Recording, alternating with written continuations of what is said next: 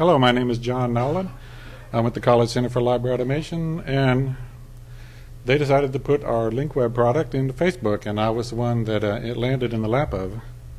For those of you who didn't catch my name, it's John Nowlin. I got a question, though.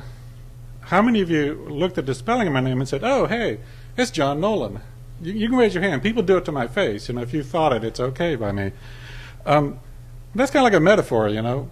When people come up to you and say, I want to find a book on Tom Sawyer, and you say, well, just do a title browse search, there's a disconnect going on there. And so that's the disconnect I often get with my name.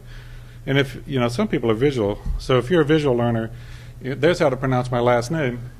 It's just hard to write on your check. And I work for the College Center for Library Automation. We automate the 28 Florida community colleges. We got 70 campuses and stuff like that, yada, yada. And for those of you who are geographically challenged, we are here, and all my libraries are over there. And some of you may be wondering about the white tie and underwear in the United States of America. I think that's another metaphor. Not everybody likes white-tied underwear. And that's kind of like the OPACs we've been giving out to all of our patrons, you know. Although I was glad to see some of the cool stuff coming up here from these lightning talks, so that maybe that's not all everyone will get from now on. Anyway, I didn't know anything about Facebook. Well, I knew a little bit about Facebook. I knew that my happy teenager daughter had been begging a long time for Facebook, and that's what she looks like when I kept saying no.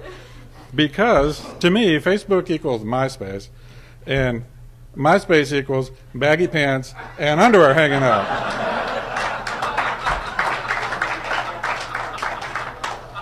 But then my boss said, you know, we're going to put our website in Facebook, and it's yours. So I learned that Facebook is not equal to MySpace. It's kind of more dressed up like this. We're back to white-tied underwear, man. There's no baggy in Facebook.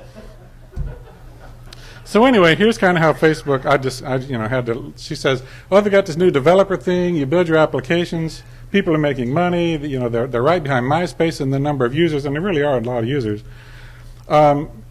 So you wind up writing your application, it has to be on your server, and the only challenge I was faced with is we didn't happen to have a internet-facing server that was running Linux or PHP, so I wound up running it in ASP.NET, but it worked. I mean, here's how it works. Someone goes to your application, they go to Facebook, they go to your application, Facebook grabs what you send to them, and this sends it back to the people. And this looked easy enough for me, but then I discovered they don't want HTML, they want FBML, which is mostly HTML, but not quite. They don't want JavaScript, they want FB JavaScript, which is sort of like JavaScript, only different. And your output lands in an FB canvas, which is sort of like an iframe, only different. And my thought was, YAPL. Yet another programming language, and I really didn't want to have to learn it.